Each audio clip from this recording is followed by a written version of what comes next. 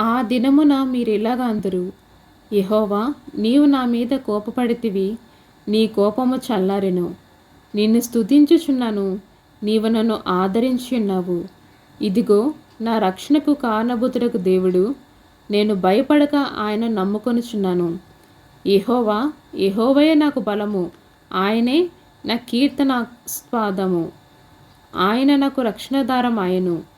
కావున మీరు ఆనందపడి రక్షణాధారమైన బాహువుల నుండి నీళ్లు చేదుకుందురు.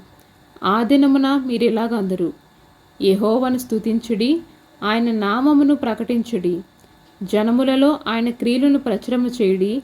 ఆయన నామము ఘనమైనదని జ్ఞాపకముకు తెచ్చుకొనుడి. యెహోవాను గూర్చి కీర్తన పాడుడి, ఆయన తన మహాత్మ్యను వెల్లడిపరచును. భూమి అంతటను ఇది తెలియబడను. సియోను నివాసి, ఉత్సాహధ్వని బిగ్గరగా చేయుము. నీ మధ్యనున్న ఇశ్రాయేలు పరిశుద్ధ దేవుడు ఘనుడై ఉన్నాడు.